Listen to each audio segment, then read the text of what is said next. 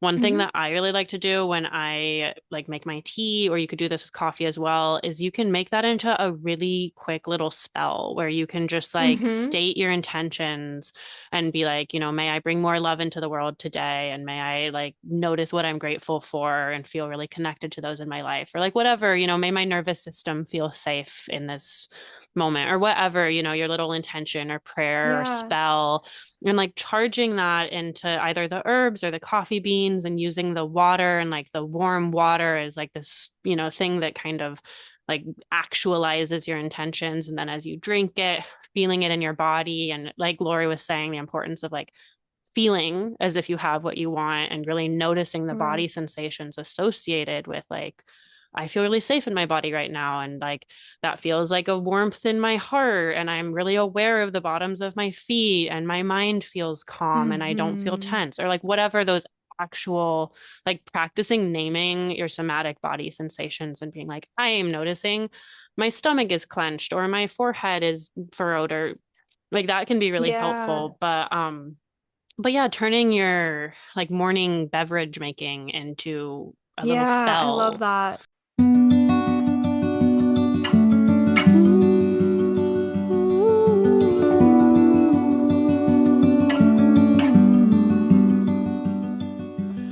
Welcome to Conversations with the Planets with Lori Kaufman and Alicia Cielle Heiser, a podcast that roots the wisdom of the stars into our lived experiences here on Earth and weaves the power of diverse healing modalities together with astrology. I'm Alicia Cielle Heiser, an astrologer, herbalist, and witch living in Oregon on Kalapuya land, and I offer astrology consultations and teachings aimed at helping you honor your most authentic self and trust your intuition. I'm Lori Kaufman, an astrologer, tarot reader, writer, and teacher. I co-lead the Asteroid Special Interest Research Group for NCGR, an astrology organization, and I offer all different sorts of readings, online and in person.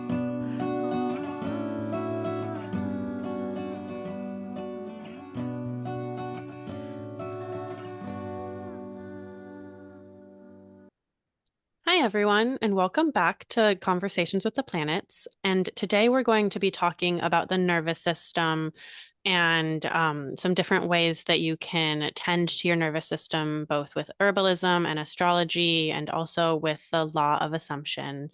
And there's just a lot of really crazy Aries activation happening with Neptune and Saturn both ingressing into Aries this year and being there. Neptune will be in Aries for about 14 years. So this is a very long shift. And then Saturn will be in Aries for about 2.5 years, which is still a relatively long time. And, I feel like that can bring us all up into the head, into this really fiery, active energy that can be really dysregulating to the nervous system. Also, with Uranus moving into Gemini, and Gemini actually rules the nervous system, and Uranus transits can be very dysregulating to the nervous system. So, this is just an opportunity for us all to kind of ground, bring ourselves back down, and discover and explore some different techniques that we can use throughout the day to come back.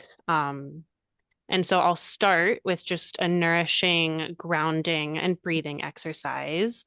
So if you just want to go ahead and make yourself comfortable wherever you are, notice where your body meets the earth, whether that's your sit bones, perhaps your feet are on the ground. Just take a moment to really kind of feel yourself being held by the earth. Maybe envision roots coming out from below you and extending down into the earth below you, and connecting with other roots of, trees that might be near you, or other imagined roots of other beings around you, and feeling yourself held, feeling yourself connected, feeling yourself grounded. And then we're just going to take a few deep breaths, and I would encourage you to breathe into your belly. It's really easy, especially when we're in an activated nervous system space, to kind of breathe into our chest and do this high chest breathing. And so slowing down and breathing deep into your belly, feeling your belly expand outward. You might even put your hands on your belly as you breathe to really feel your belly open, and breathing deep into your belly, and then allowing the air to fill up through your chest and into your lungs after your belly has filled. This is called diaphragmatic breathing, and it can be really, really helpful for grounding you and activating your vagus nerve, which can move your body out of fight or flight and into rest and digest. We can intentionally activate our parasympathetic nervous system at any point by breathing deeply and by doing some other techniques that we'll talk about throughout this session. And so, yeah, if we all just want to take a few deep breaths into our belly, you can breathe in slowly, maybe hold for a bit at the top, and then breathe out, perhaps blowing out like you're blowing a candle and feeling your belly, not clenching, but maybe gently feeling your ab muscles kind of hug in and push the air out. And then breathing in again, holding, perhaps taking another sip of air at the top, which is a really effective breathing technique. And breathing out, taking another sip of air after you've taken in a deep breath is really effective for activating the vagus nerve. And then breathing in again, holding, perhaps taking a sip and breathing out. And then one last breath, breathing in, holding, taking a sip, and breathing out. And then I'd encourage you to keep breathing, however feels comfortable for you, perhaps letting your breath return to normal or taking a few more belly breaths as we keep talking. And then the last thing that I'd encourage you to do is just taking a brief moment to scan through your body and notice if there's any places of tension, any pain, any intensity, anything that's calling to your attention right now. And also, if there's anything particularly intense, you can always pause this episode, go tend to yourself, and then come back and listen to this episode later. But just taking, a moment, starting with your feet and just moving up through your body. Also noticing if there's anywhere that's numb or slack or doesn't have much sensation, and also anywhere in your body that might feel really good or feel really alive or really resourced. And just moving up through your body, up through your hips and your lower belly, your sacral rib cage area, or your solar plexus. Mercury's in Pisces right now. Your sacral area, and then moving up into your solar plexus rib cage, moving into your chest, your shoulders, and your arms, and feeling your hands. And then moving into your throat, perhaps relaxing your jaw if it's tense, relaxing your face, your forehead, feeling your head, feeling the back of your head, and then just noticing your body as a whole and noticing how you feel, and then just enjoying being in your body. Um, so that was just a couple collections of different exercises that are really helpful to do throughout the day, whether it's, grounding into the earth, taking a few deep belly breaths, doing the like sip at the top to really activate your vagus nerve, doing a body scan. Even if you can just take 1 or 2 minutes throughout the day to do one of those things, it can really help kind of bring us out of our heads. Our nervous system is ruled by Mercury, and it can get really thinky and really active, and that can be really Yeah. dysregulating to the nervous system. And so, like Uranus and Gaia in Greek mythology were a marriage of sky and earth. And we don't want to be in Uranus too much in the sky. We want to come back into Gaia and come back into our bodies and the earth. And so practices like this can be really helpful for reminding our nervous system that hopefully you're safe. Our nervous system is also very wise. There are times when we do need to fight and flee and freeze and have these, intense Yeah. nervous system responses to keep ourselves safe. But we can also trick ourselves into thinking we're unsafe when we're actually quite safe. And so practices like this can really help remind us how safe Yeah. we actually are in this moment. Absolutely. Yeah, the brain is so powerful in that way. And That's something I think about a lot. And a big lesson that I've actually like really learned through acro, um, is that when you're doing high intensity skills that are potentially very dangerous, you have to learn how to really calm and trick your body into knowing that it's okay.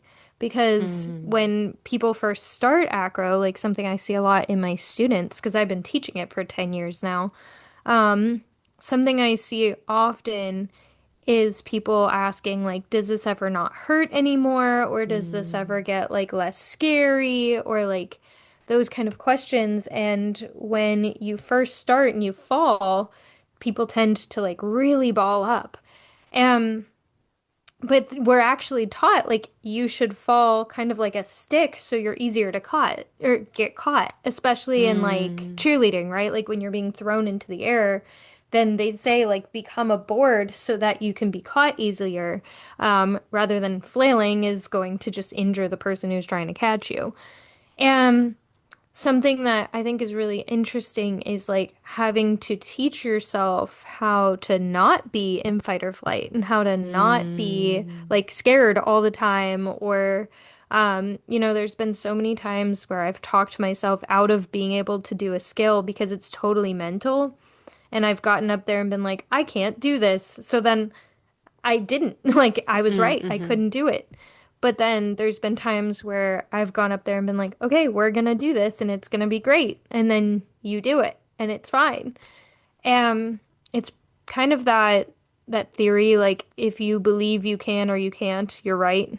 mhm, Um, and I think acro is an extreme, but I think the Olympics are going on right now too. Like the mhm, extreme sports are such a good example of like tricking your body and learning some nervous system regulation stuff and like figuring out different ways to actually calm yourself. And it's been such an interesting journey for me to learn it through something so extreme.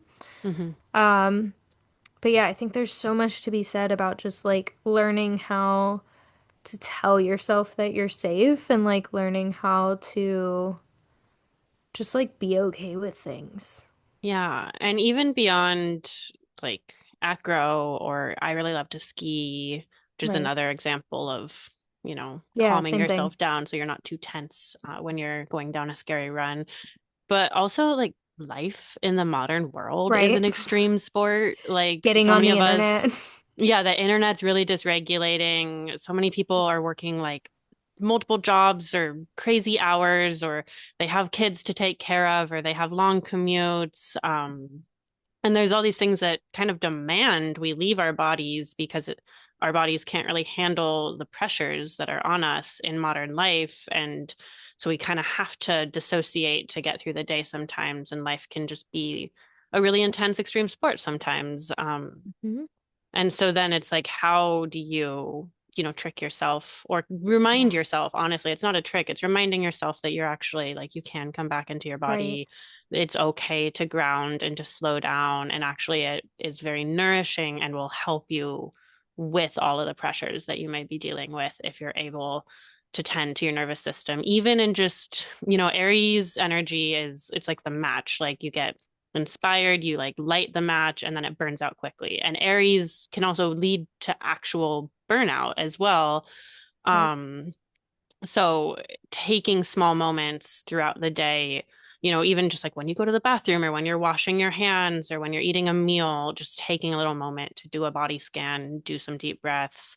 Also, EFT tapping, like I find it really helpful to just tap Mm. my chest or tap the top of your head. You can look up YouTube videos that have like, they'll Yeah, like the kind of technique. guide you through. But even like when I'm like at my limit and I just like tap my chest, like that can be really grounding for me.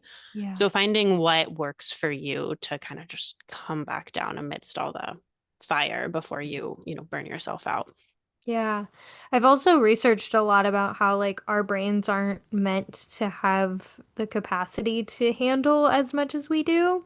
Yeah. And in our modern lives and Like we like have we're not not evolved to keep up with the right. pressures of modern life. Yeah. Right. And like especially having complete access to the internet. Like we can just like Yes. get on our phone on a random Tuesday and like watch a war happening and then like watch like brutality, watch fighting, watch All of the suffering that's all of going on in the it entire world, like at is our just in your fingertips. fingertips. Yeah. Yeah. And I think there's so much to be said about how like that's just like not safe. Like it's not what No. we're supposed to have. And so everybody's just in fight or flight, whether they realize it or not, all the time. And we're so desensitized to everything, Hmm. just like as a society. Yeah, absolutely.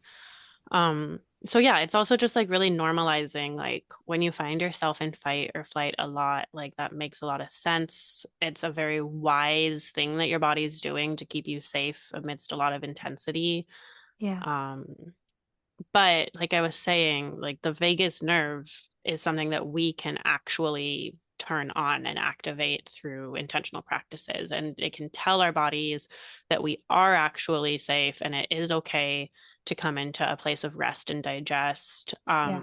I also think a lot about like our brains and how we have these very strong, like our amygdala is so strong, and we have this really strong, really ancient reptilian brain that exists to keep us safe and to remember like scary and traumatic things that happen so that we can learn, if you get attacked by a tiger and then you learn how to like protect yourself so that you don't get attacked by a tiger again, right?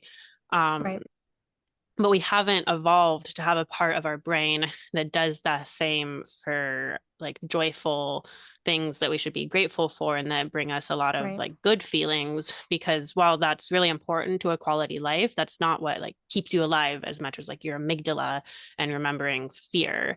And that's why a Right. lot of traditional cultures have gratitude practices baked into their cultural practices, and why it can Yes. be really helpful to take time to like, another really good practice is to just like look around and be like, okay, it's 2026 or whatever year it is. Like, I'm in my bedroom, I'm this many years old.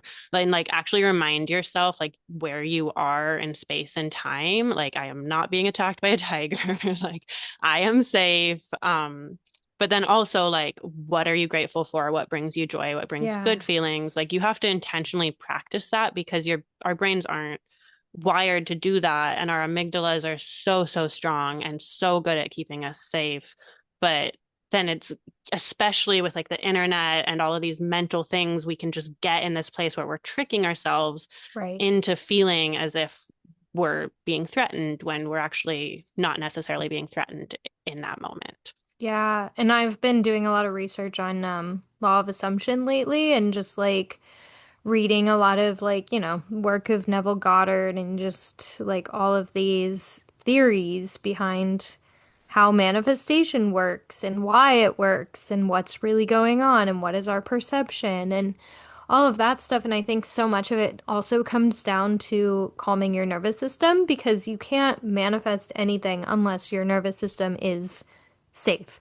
And Mm, like let's say there's a bunch of different techniques and how to do it, but let's say you're trying to either manifest a specific person or relationship, or you're trying to manifest money or a specific job or whatever it is. Well, if your body doesn't think you deserve love or you are safe or okay in a relationship, then no matter what you do, that person is never going to feel safe.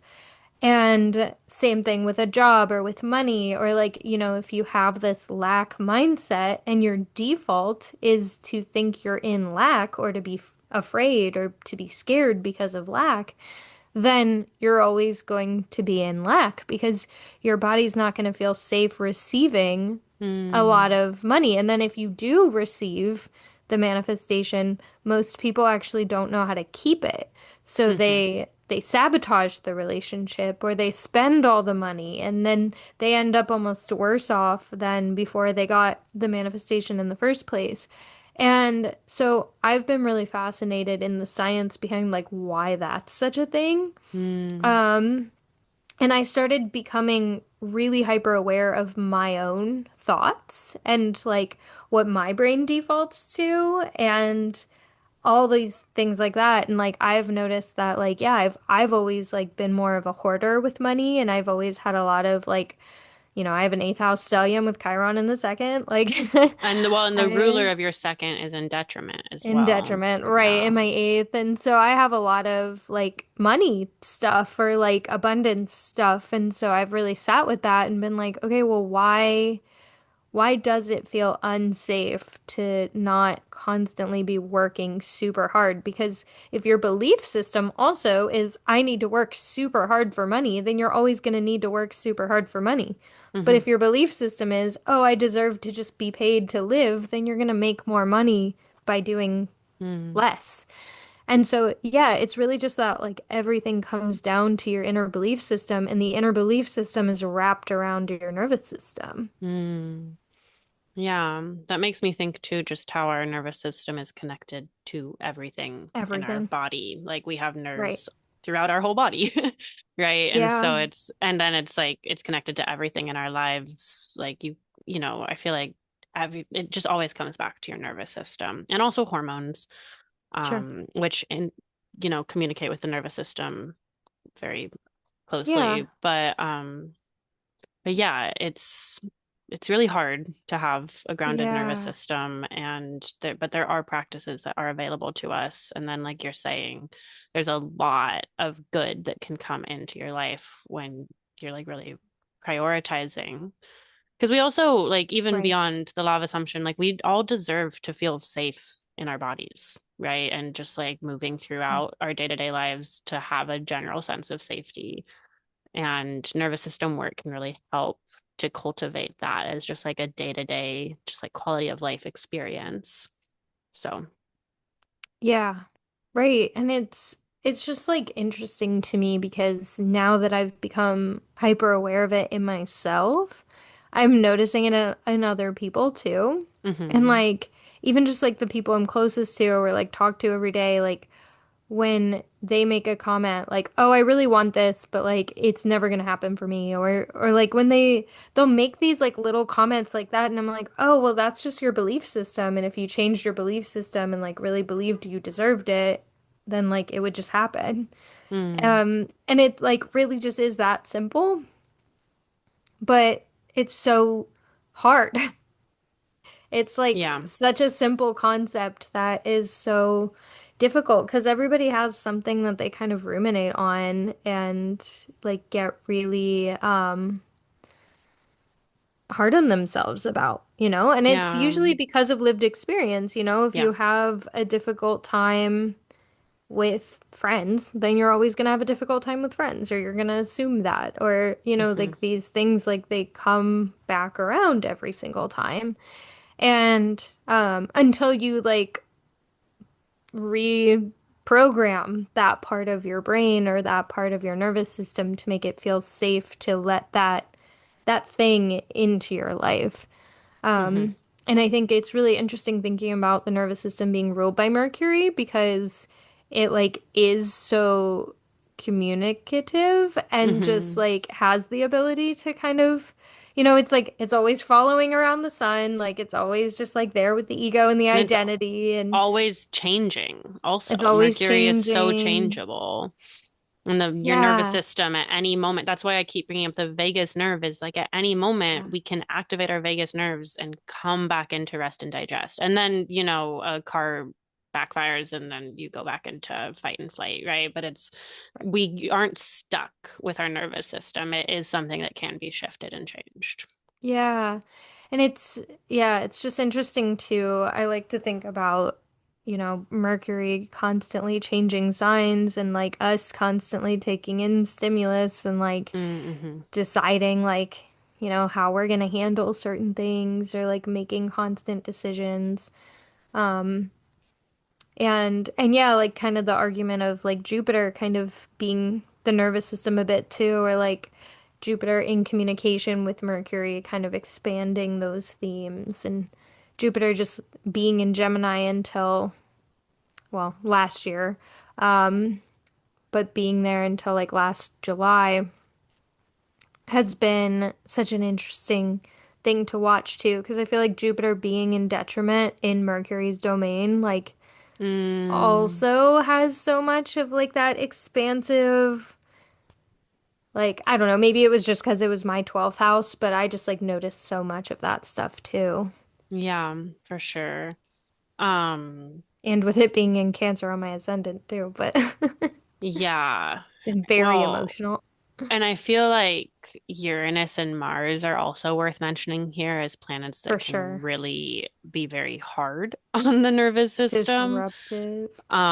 Yeah, whenever I'm giving readings to people and they're having significant Uranus transits, I'm always Yeah. encouraging them and giving them tools and resources for tending to your nervous system. And, Uranus is Hmm. moving into Gemini now for the next 8 or so years. We have this huge shift where Uranus is moving into an air sign, which is going to speed up our thoughts and our communication and how we relate to Yep. technology. And then Gemini literally rules the nervous system. And Uranus is like being electrocuted or being struck by lightning. It's like jolty and Yeah. unexpected and chaotic and inventive and imaginative. And there's good things that can come from Uranus too, but the chaotic, unsteady, uh, inventor type energy is not what our nervous systems, our nervous systems want predictability and consistency.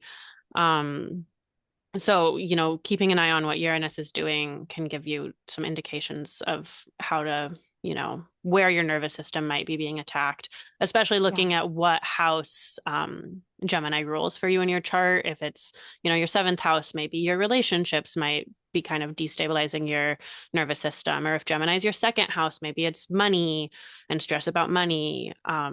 So Uranus is a planet to really watch, and then Mars can also be really hard on the nervous system. And that's where we're Yeah. talking about all these Aries activations that are also happening with Aries being ruled by Mars. And, if there's a difficult Mars transit where Mars is coming to one of your personal planets, or if Mars is talking to Uranus in the sky, those Right. sorts of things can also be really dysregulating.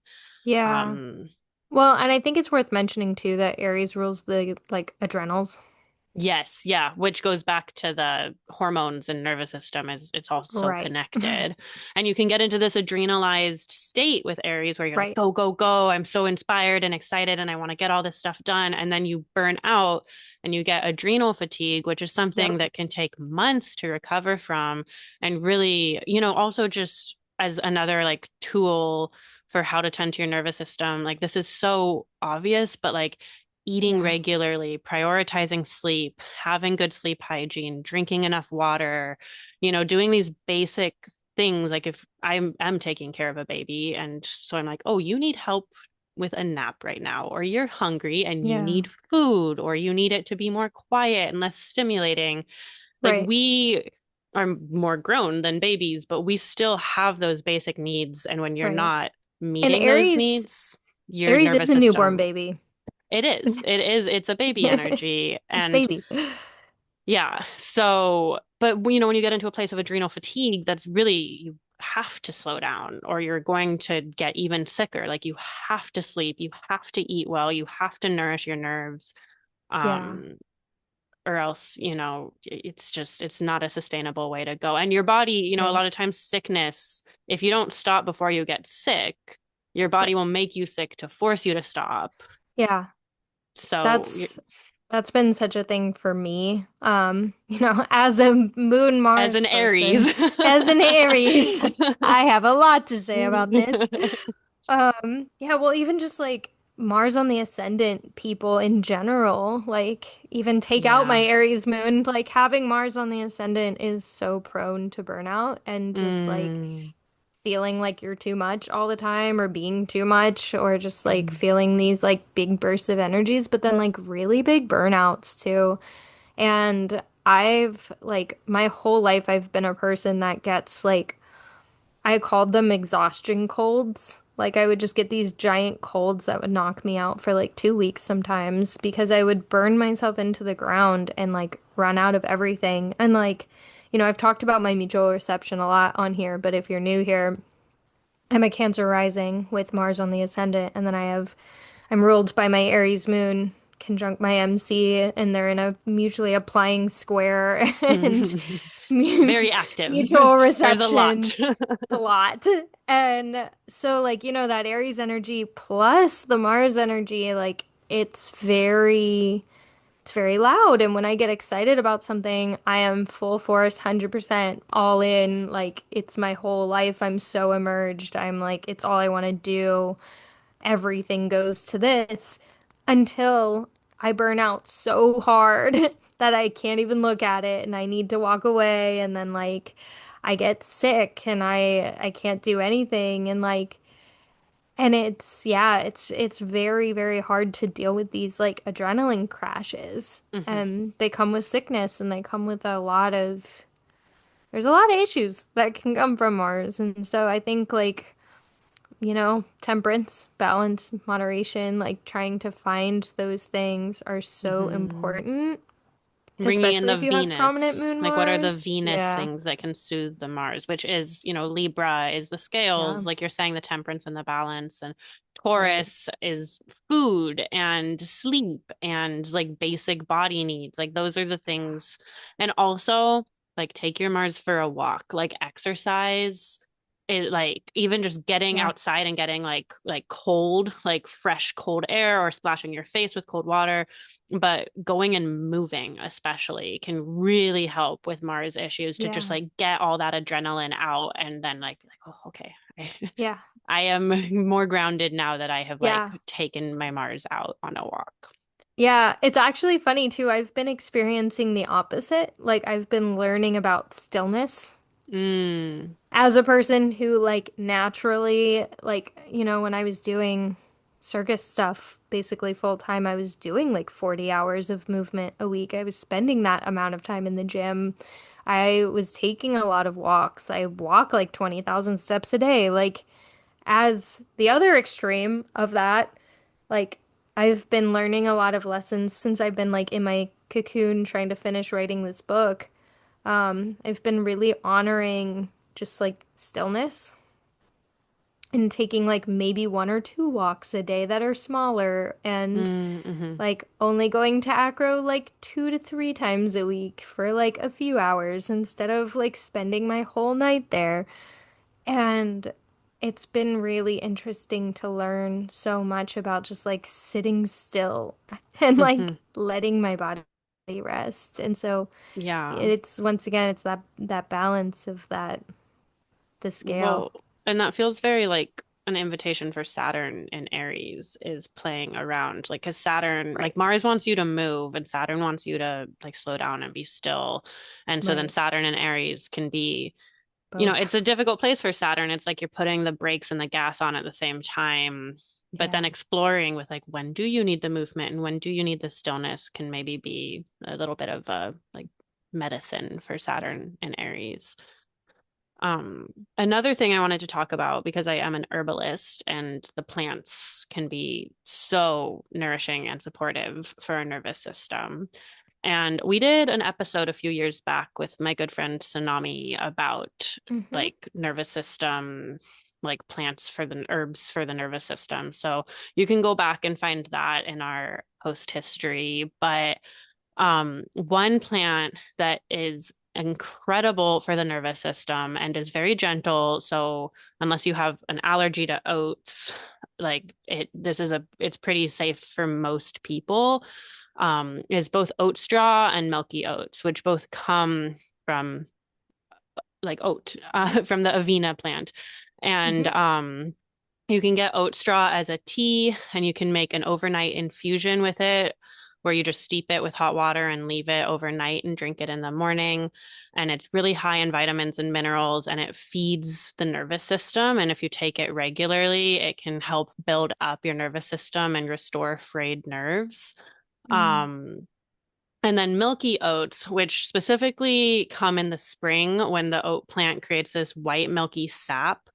So in the spring, it can be really fantastic to consume that, or you can get milky oat tincture to use the rest of the year when oats don't always have the latex. But that is incredible for restoring frayed nerves and for feeding the nervous system. It's a neurotropho restorative that literally helps rebuild your nervous system.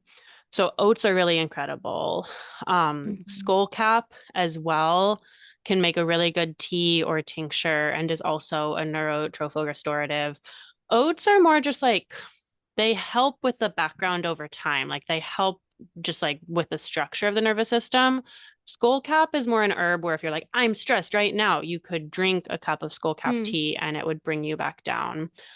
I will say, always make sure that you feel safe taking herbs based off of your own medical conditions, any medicines you're on. I am not a doctor. I am not giving medical advice. I'm just sharing information for you to do more research on.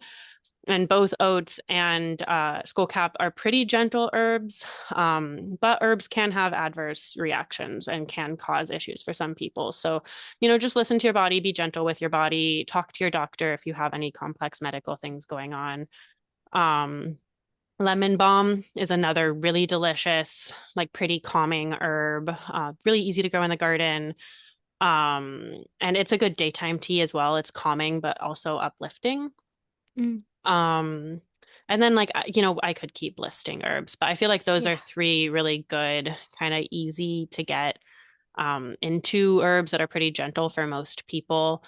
And then if you want to learn more, you should go listen to the whole episode that we did with Tsunami. But, there's herbal teas. I would say the nervous system stuff is one of the things that herbs are the best at, like nervous system and digestion, which are very interconnected. There's amazing herbs that can be really, really resourcing. And of course, like pharmaceutical meds can be very helpful and can, there's a time and a place for them. But I feel like a lot of times, many of us just like need something to help take the edge off that's not a glass of wine because like that will spike your cortisol, and like Yeah. calming herbal teas, even chamomile, like truly chamomile has Hmm. a reputation for a reason. Chamomile is also an incredible digestive herb. It's really anti-inflammatory, which can be good. Mars is inflammatory, so having an anti-inflammatory herb can help kind of contradict and bring us back down. But yeah, definitely like lean on herbs and herbal teas if that's something that feels accessible for you with your personal medical profile. Because beyond, and then again, like tapping, deep Yeah.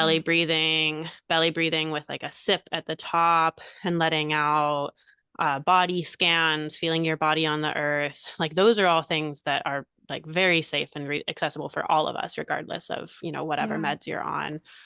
So just remember, like we have these practices and we just have to use Right. them. Like our bodies will respond well to them. And like this is gonna sound so Pisces, but like I was just thinking the other day about how I'm not really a stressed person, but I have been kind of stressed lately. Um, and I was thinking about like why as a society, like I have so many readings that ends up just being about stress and being, and I do a lot of medical astrology work as well and I just like it's something that I've been tracking and paying attention to. And I took a walk a few weeks ago and I just was like, what do I need right now? Like what am I missing?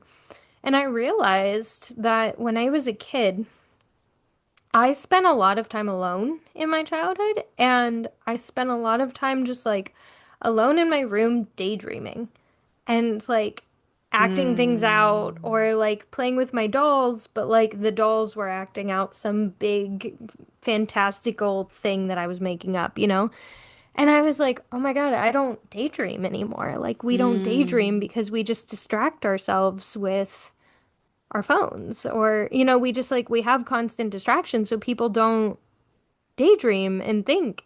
And the reality, the crazy part is manifestation, going back to that, is like actually really easy when you're daydreaming because you can put yourself in these crazy places and then get yourself into the feeling of like, oh my God, well, what if that person called me and offered me this job or this Mm-hmm. opportunity? Or what if this thing did happen? Or like, what if that person called me? Like, daydreaming about those things gets you in those feelings and it makes it actually more likely statistically to happen because it puts you in the frequency of aligning with the timeline that that thing does happen. Because if there's Mm. infinite timelines, then it's happening somewhere, right? And so I just started thinking about that, and I ended up taking a 3-hour walk by accident without my phone and just like I let my brain wander and I like realized so many things on that walk that like of just like ideas that I had that I want to follow through with or new things that I want to try or like I got some like really strong clarity with the book and like with some other projects I'm working on Mm-hmm. too and I got home from that walk not realizing it had been 3 hours at all. Like I was just totally in my own world. And I got home and I felt so inspired and so good and so happy. And I was like, wow, I just spent 3 hours without my phone just walking and like accidentally walked like 10 miles. Like it just like was so funny. But like Mm-hmm. it it just like made me feel so good and I was like, "Oh my God, we don't have this anymore." Like that's why this Yeah. felt so good is like this isn't normalized in society like nobody has an outlet for this and like the gratitude really comes when you can start daydreaming. And so Yeah. um I've been trying to incorporate some practices of like waking up in the morning and not moving for 10, 15, 20 minutes Yes. and like That is amazing. it's a big one, like just letting your Mm-hmm. mind And not wander. looking at your phone. Don't wake up and just like put your phone in front of your face right off the bat Yeah. because your nervous system is not going to respond well to that. We all No, do it. I'm we always all like, where's do the it. moon? What's the moon doing today? But it's like, don't look Yeah. at your phone when you first wake up. Yeah, I've been trying to like recount my dreams or like Hmm. that kind of stuff in the morning when I wake up now. I've That's been trying to be beautiful. like, oh, what's. And lucky for me, my cat sleeps right here. So I often wake up and can't move anyway. Um, but it does make it easier. Um, but yeah, like just like spending that little bit of time in the morning can really help, or like before bed. Like I used to be Yeah. a big daydreamer before bed, and now I scroll on my phone most nights. And like something else I've been incorporating is while I'm waiting for my coffee to heat up or like a little water kettle to heat up, sometimes I'll just like jump or like wave my arms or like wiggle or like do the slapping thing where you like twist. And that's really good for like lymphatic drainage and like Hmm. allowing your body to it wakes you up too, just like the Hmm. jumping. Um, but things like that are actually so good for your body. And that has been something that like I've found to be really helpful too. And then when I sit down to start writing, I'm like in it. I'm in the zone. I'm Mm, ready yeah. to kind of start my day. I love that. That's beautiful. Yeah, I feel like back to my list of obvious things to care for your nervous system that like we're all bad at doing. Like, we could all eat more Yeah, regularly and get more sleep and drink more water and sure. use our phone less. Like, I will add that to the list. Like, really putting down your phone. We get Yeah. really addicted to our phones. I see people so often on walks, just like in their phone and like going on a walk. Either with like your phone put away if you still need it, or leaving your phone at home if you have the luxury to do that. Like we've evolved to be able to like our brains work in really beautiful ways when we're walking and when we're moving. That Mm. can be a great time for daydreaming. Lying on the floor and just being held by the floor and just daydreaming. Yeah. Um, and then like Lori said, like lying in bed when you first wake up or right before you go to bed. Um, but yeah, incorporating time for your mind to just go without needing to like be entertained all the time by whatever you is your vice on your phone. Yeah. Um, and then also another thing I thought of with like Lori, your suggestion of what you do when your coffee's brewing. One thing Mm-hmm. that I really like to do when I like make my tea, or you could do this with coffee as well, is you can make that into a really quick little spell where you can just like Mm-hmm. state your intentions and be like, may I bring more love into the world today? And may I like notice what I'm grateful for and feel really connected to those in my life, or like whatever, may my nervous system feel safe in this moment or whatever, your little intention or prayer or Yeah. spell, and like charging that into either the herbs or the coffee beans and using the water and like the warm water as like this, thing that kind of like actualizes your intentions. And then as you drink it, feeling it in your body. And like Lori was saying, the importance of like feeling as if you have what you want and really noticing the body Right. sensations associated with like, I feel really safe in my body right now. And like that feels like a warmth in my heart. And I'm really aware of the bottoms of my feet and my mind feels calm and I don't feel Mm-hmm. tense or like whatever those actual like practicing naming your somatic body sensations and being like, I am noticing my stomach is clenched or my forehead is furrowed or like that can be really Yeah. helpful. But yeah, turning your like morning beverage making into a little Yeah, I love spell. that. And Yeah. like, well, every herb has some sort of like magical correspondence anyway. They have And like infinite magical infinite correspondences. for Yeah. sure. But that was something that like I used to do a lot when I hosted events. When I was doing a lot of like new moon, full moon events, like when I was doing manifestation work or like spell work, whenever we would make candles or spell jars or whatever that like used herbs, I would look up the magical properties of each one. So like I don't know, like I need an example, like Basil brings wealth.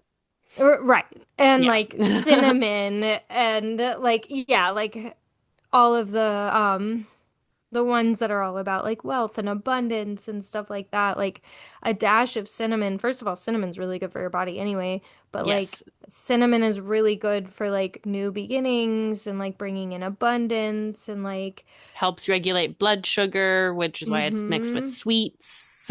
Yeah. And so like that can be a good one to just I went through a phase actually where I was sprinkling a tiny bit of cinnamon in it literally everything I ate. Like not even enough to taste, but like enough to like know it was there, like Mm. psychologically. Um, and coffee is speed. Coffee Yeah. beans like mean Coffee is a speed. Like they, very strong herb. Like it's a powerful being. right. And like Yeah. I used to add like to candle spell work, especially like if I wanted something fast, I would add a little bit of coffee grounds to it. Mm. And so I think about that in the morning sometimes too, is like when I'm making my coffee, I'm like, okay, like bring me my manifestations quickly or like bring these things like fast. Um, and you can Yeah. like sprinkle in a little bit of different herbs into your coffee, like not even enough to taste, but like if you're trying to call in love, you could like put a little bit of rose petals. If you want protection, put a little bit of salt. Like, Yeah. like just like the tiniest bit so that it's there, Hmm. but you don't have to like put so much that it like ruins your coffee. Well, and actually, from an herbal perspective, when you do higher doses of things, they tend to have more Mm-hmm. of a physiological, physical impact. And when you do smaller Right. doses, they tend to have a more energetic, spiritual impact. So, actually, doing like the Correct. tiniest little bit of salt will have a more powerful, energetic impact than like a lot of Right. salt is going to impact your body. Right. So you can Right. definitely do little bits. And then, there's books out there. I'm trying to remember the name of, there's like one specific book about like all these like herbs and magical correspondences. If you're like really interested and curious, you can reach out to me and I'll send it because You can post it there's, in the show notes too. yeah, maybe. Because like right now as we record this, there's like 5 planets in Pisces and Mercury's about to Yeah. retrograde in Pisces. And we're just like, blah, like not as detailed, but you can get books for the correspondences. But you can also just intuitively, like Lori said, like coffee would bring things quickly or roses bring love. A lot of these Right. things you can even just sit with a plant and be like, lemon balm, like, what do you do? And then like work with Yeah. lemon balm in your own relational way. You don't need an expert in like a book to tell you how to work with lemon balm. But if that's Right. helpful, if you're like super Virgo or you just really need the like details, there are books for that. But Yeah. also you can vibe it out.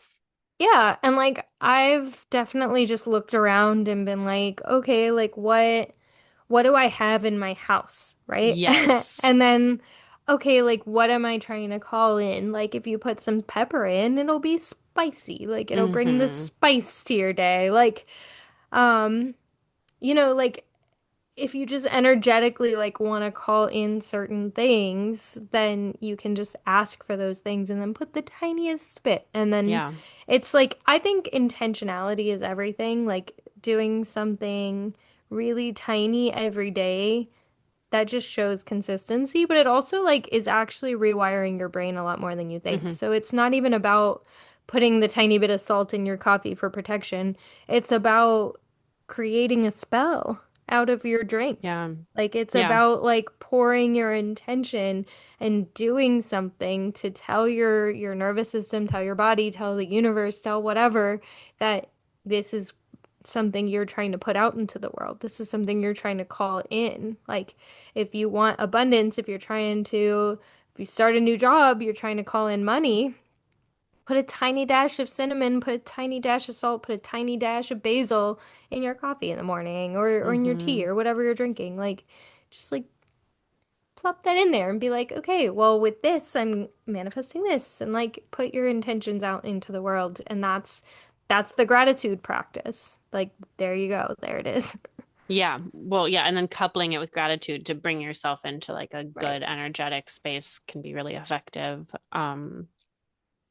But yeah, and I hope this episode has really come through that there's a lot of very small, very simple things that you can do throughout the day. Because I know like all of us are Yeah. so busy and so overstimulated, and we don't have time to like go on a silent retreat and take a really long bath every night and, spend all the time in the woods and these things that would obviously be fantastic for our nervous systems. But it's like you do have time to like put intention into your coffee when you make it in the morning, or like washing your hands and like energetically like energetic hygiene is so important as well, and washing your So hands and just important. feeling, releasing any sort of like negative tense energy that you don't need to be holding on to, and inviting in more like calming, loving, connective energy as you wash your hands, which you should hopefully be doing multiple times a day, or just tapping your chest real quickly, taking a few deep breaths. Like these are things, all you have to do is remember to do them. I feel like that's the hardest thing is when you're like, go, go, Yeah. go. And then you don't remember to take some deep breaths.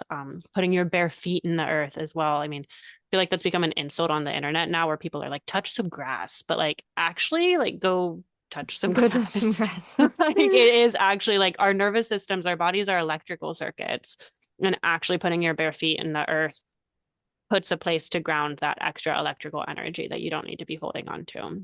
Yeah. Um, so yeah, I think we should wrap up here. Do you have any final thoughts before we close up? No, I feel like we covered everything pretty well. Great. Yeah, and we have several other episodes. Like I mentioned, that one about like herbs in the nervous system that we did with Tsunami Morris. We did an episode about self-care.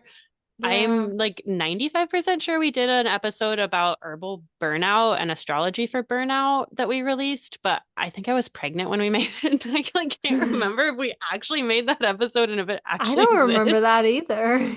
Or if maybe that was an idea where I was like, we should talk about burnout. Yeah. So We if should if that's we haven't. exciting to you, go look it up. If you don't find it and you want it, let us know and we'll make that episode Yeah. because it may or may not exist.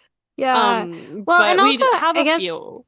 yeah, I guess like paying attention to, real quick, as like a final thought, to Yeah. your moon sign, your Mars sign, your Mercury sign. Like, what are those three planets doing in your chart? How are they interacting?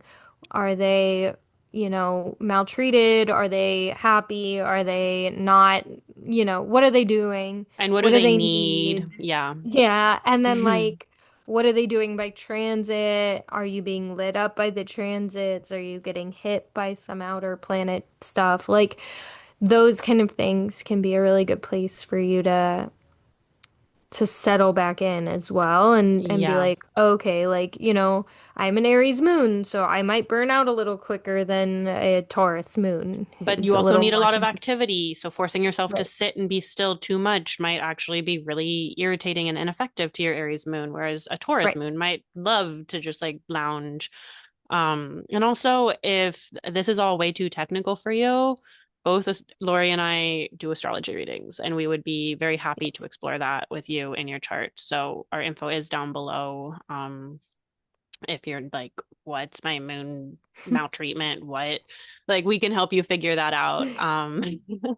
But Yes. yeah, those are really good places to look in the chart for those of you who are um technical like that with your astrology.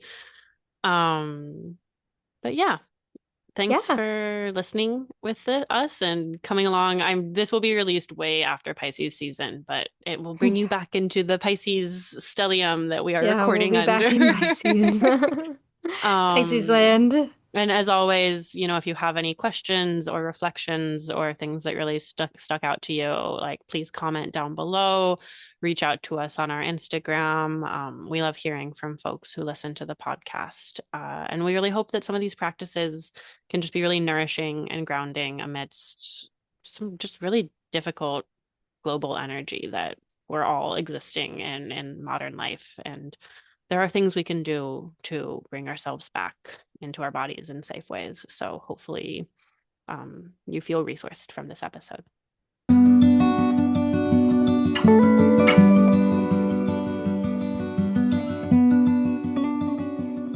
Thank you so much for joining us today.